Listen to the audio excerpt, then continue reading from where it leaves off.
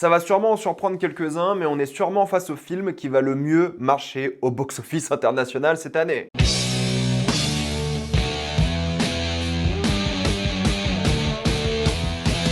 Vice Versa 2. Comme d'habitude, jusqu'à la minute indiquée dans le titre de la vidéo, il n'y aura pas de spoilers, vous êtes tranquille, après on va tout spoiler. Vice Versa 2 est l'histoire de Riley qui arrive à l'adolescence et cela signifie que de nouvelles émotions vont arriver dans sa tête. C'est là que les émotions déjà présentes vont essayer de cohabiter, mais ça ne va pas se passer comme prévu. Ce n'était pas du tout une exagération lorsque j'ai dit que le film risque d'être le plus grand succès de l'année parce que le film a déjà dépassé les 300 millions en un seul week-end, en sachant qu'il n'est pas sorti partout dans le monde et avec peut-être, potentiellement, on n'en sait rien, Moi Moche et Méchant 4 qui est parti aussi pour être un énorme succès, peut-être Deadpool et Wolverine mais j'y crois pas des masses, et peut-être Joker 2, c'est les 4 films que je pense ont une chance de remporter la course au box-office, mais Vice Versa 2 est en très bonne position, c'est normal, c'est la suite à l'un des Pixar préférés de beaucoup de personnes, et je comprends, le premier est vraiment bien, je pense que comme pour beaucoup de personnes, il m'a vraiment fait chialer, c'était émouvant, c'était intelligent, c'était bien fait, il n'y avait rien à dire, c'était un super film. Et là arrive une suite qui est un peu sortie avec quelques petites polémiques rapidement.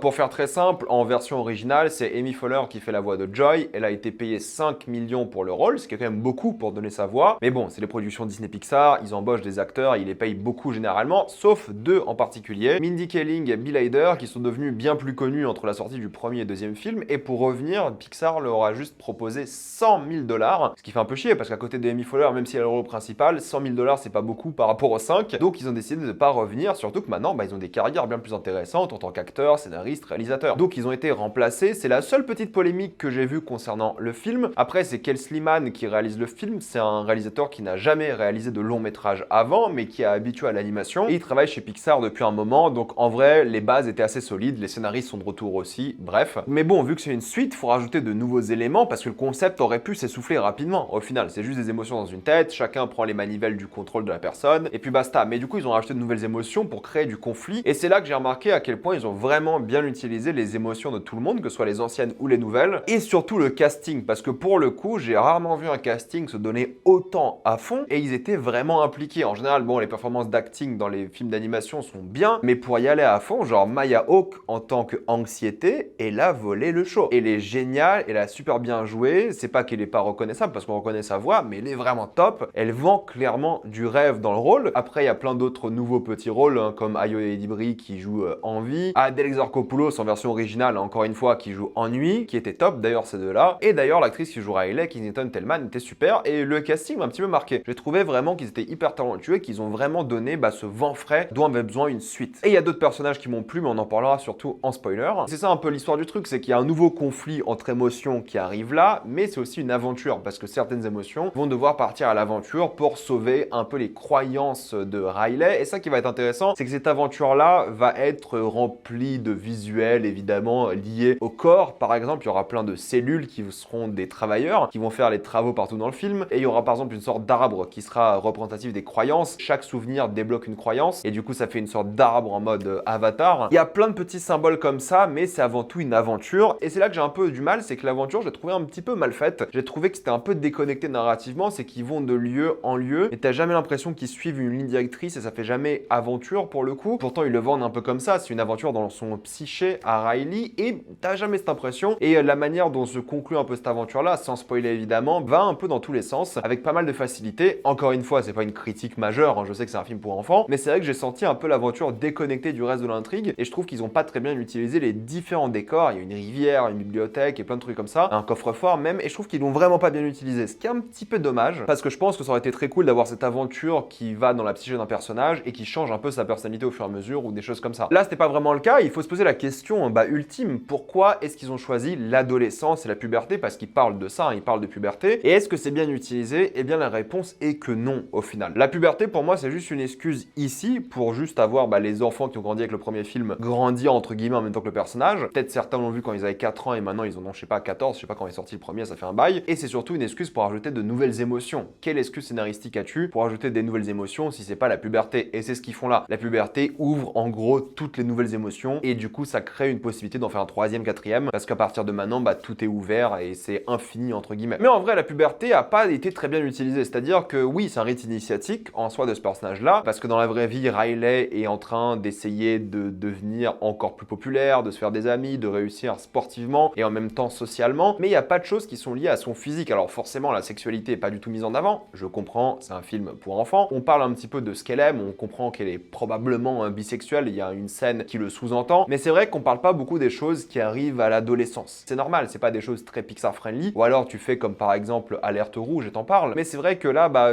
la puberté, c'est juste une excuse pour faire un deuxième film et avoir des émotions. La thématique, c'est ça, du film, c'est essayer d'être soi-même, quoi qu'il arrive, peu importe la pression extérieure, et il faut éviter de changer juste pour plaire aux autres, c'est un peu le but. C'est une histoire qu'on aurait pu raconter sans la puberté, mais encore une fois, je chipote quand je dis ça. Morale très simple, j'ai pas envie d'entrer dans les détails ici pour pas spoiler, mais elle est efficace, ça marche bien, et ça fait partie de ces films très Pixar-Disney, où la morale te tape vraiment sur la tête à la fin du film, et c'est le but du film, c'est de partager cette morale, et ça marche bien. C'est là qu'on arrive à la réalisation du film, je trouve qu'elle est simple, mais efficace pour le coup. Il n'y a pas énormément d'idées visuelles, c'est-à-dire que je trouve que c'est un film moins beau que le précédent, et je trouve que même en termes de technique, oui, techniquement c'est impressionnant, mais ça fait plus waouh maintenant quoi. Parce que la direction artistique est pas la plus dingue, je trouve, même si elle est efficace, et je trouve pas ce film fondamentalement très beau. Il fait très lisse à certains moments et un petit peu vide. T'as l'impression que c'est le genre de film qui voulait presque balancer sur Disney+, au final. Je dis pas ça de manière négative, mais c'est vrai que c'est dur d'être impressionné par beaucoup de films Pixar ces dernières années. Je trouve que Disney a réussi un peu plus à impressionner visuellement, mais bref, c'est un autre débat ça. Mais en tout cas, oui, il y a quelques idées cool de mise en scène par rapport au fait qu'il y a un gag par scène. T'as l'impression que chaque réplique est une blague, il y a plein de sketchs en une seule scène, il y a une narration visuelle qui marche plutôt bien, ils brisent le quatrième mur, en tout cas ils essayent à certains moments, et c'est drôle, c'est ça le but de l'œuvre, c'est être drôle. Il joue avec la narration visuelle de chaque émotion, et il fait un bon travail. Rien de transcendant en termes de mise en scène, mais c'est vraiment efficace. Et vu que le film dure 1h30, super bien rythmé, ça s'arrête jamais, ça y va à fond. Encore une fois, moins d'émotion, plus d'humour, mais ça marche bien. Et le fait qu'il y ait des blagues constamment, je trouve que c'est assez bienvenu, et ça fait passer le film assez vite. Après, si vous n'êtes pas réceptif à l'humour, vous allez vraiment vous ennuyer devant. Parce que la force, elle est là, c'est les relations entre les personnages, ils ont tous une alchimie assez folle, que ce soit lorsqu'ils s'aiment ou s'embrouillent, ou lorsqu'ils sont pas d'accord, bref, c'est assez génial de ce point de vue-là, et c'est là que le cœur de l'humour va être, hein. C'est là que le film va être drôle et même touchant à certains moments, c'est lorsque ces personnages-là sont en conflit, et leur personnalité qui va jouer un peu les deux cases. Et ça qui est fort, c'est que chaque émotion va avoir droit à son côté négatif de une, mais son côté positif, et ça montre à quel point, en fait, une émotion peut être utile comme très néfaste, peu importe l'émotion. Beaucoup de l'humour va être présent ici, et c'est ça qui va être cool, mais c'est vrai qu'en même temps, il n'y a pas beaucoup d'évolution de nos personnages qu'on connaît. Il y en a un qui évolue, c'est surtout Anxiété, mais c'est vrai que les autres n'ont pas beaucoup d'évolution. Joy, elle est censée juste un peu moins s'imposer dans la tête de Riley, mais c'est quelque chose qu'on a déjà vu dans le premier film, et je pense que c'est pas le développement qui aurait dû être fait ici, et c'est pas la chose la plus intéressante. Et du coup, il n'y a pas forcément de développement. La majorité des émotions sont les mêmes au début et à la fin du film, et je pense qu'ils auraient dû un peu plus jouer sur ça, mais au final, ça reste une belle morale pour les gosses. Alors oui, on pourrait regretter des choses comme la musique, cette fois-ci, c'est plus Michael Giacchino qui s'en occupe. Michael Giacchino, c'est un pilier de Pixar, mais c'est Andrea Gatzman qui a beaucoup bossé sur le président Pixar aussi en tant qu'assistante ou autre, qui s'en occupe, et oui, on ressent les leitmotifs habituels, mais c'est moins impressionnant, moins marquant. Pour conclure, Vice Versa 2, c'est pas mal du tout. C'est moins bien que le premier, clairement, on n'est pas du tout au même niveau, mais c'est bien, c'est divertissant, c'est touchant, les enfants vont adorer, les adultes vont adorer. C'est un très bon moment en salle. Est-ce que ça sera ce genre de Pixar qu'on kiffe au visionnage et après qu'on oublie? Ouais, sûrement. Les suites des Pixar sont pas toutes mémorables, mais ça fait le taf. En salle, je comprends le sujet du film. Certes, moins d'émotion, plus de comédie, mais c'est bien. Mais voilà, le but du film, c'est d'être mignon, ça fait le taf. Honnêtement, je peux clairement vous le conseiller, ça sera un bon moment. Et je pense clairement que tout le monde va adorer, mais personnellement, je sais pas si je vais m'en rappeler d'ici quelques jours. Ça sera juste un Pixar sympathique, mais pas l'un de ces Pixar marquants qui rejoint le gros paquet des suites Pixar qui sont pas marquantes, mais c'est bien quand même, soyons honnêtes. Maintenant, on va passer en spoiler.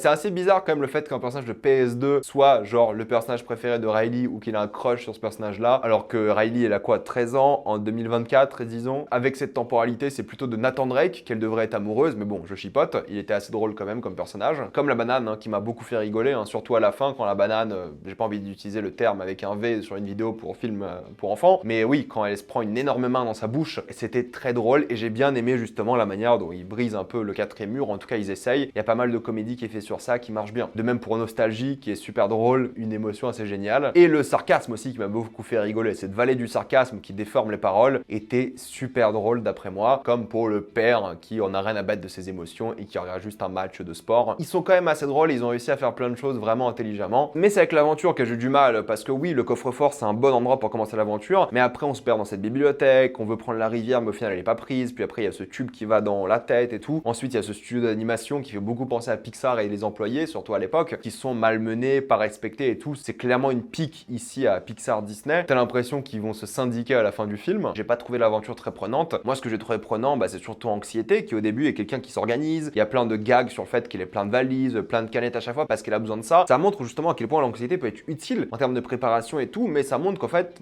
ça crée une vraie angoisse. Ça peut créer les crises d'anxiété parce que trop c'est trop et ça casse littéralement ce qui se passe dans la tête de Riley et ça peut être extrêmement nocif. Donc j'ai bien aimé comment ils ont utilisé ça. C'était vraiment assez intelligent de rendre quelque chose d'aussi négatif que l'anxiété comme utile au début et au final un vrai problème parce que toutes les émotions sont comme ça et peuvent être comme ça, d'où la morale à la fin où Riley doit être plusieurs personnes. J'ai beaucoup aimé l'évolution de Riley, de ses amis et l'évolution un peu de son environnement et surtout par rapport à la bienveillance constante parce qu'elle se met la pression pour rien. La majorité des gens sont bienveillants avec elle, mais se met quand même la pression pour impressionner, pour essayer d'être une meilleure personne. Mais il faut prendre du recul et il faut se dire que tu es assez. Tu n'as pas besoin d'en faire plus. Sois toi-même, kiffe et les gens qui t'aiment pas pour qui tu es, laisse tomber. Et c'est ça aussi un peu la morale. Et j'aime bien la thématique générale de la saga pour l'instant, en tout cas de ces deux premiers films, c'est que c'est ok de ressentir des émotions négatives. Là on le voit, parfois tu seras heureux, parfois tu seras déçu, parfois tu seras triste, parfois tu vivras ta vie d'une manière assez malheureuse et il faut l'accepter car c'est toi-même aussi. Et c'est ça la grande thématique que je voulais pas spoiler évidemment. Et justement cet arbre qui change à chaque fois vers la fin d'émotions et ce symbole justement nos émotions qui vont dans tous les sens constamment. Mais ça ne fait pas de nous une moins bonne personne ou une meilleure personne. On est juste humain. Et je trouve que c'est une belle morale pour les enfants encore une fois. Bref, j'ai bien aimé. Voilà, sans être transcendant, c'est un bon moment. Dites-moi ce que vous en avez pensé dans les commentaires. Et pensez à vous abonner à la chaîne pour voir les prochaines vidéos. Mettez un j'aime, ça aide beaucoup la chaîne. Et suivez-moi sur tous mes réseaux pour plus de contenu exclusif. Moi, je vous dis à la prochaine fois. Salut à tous.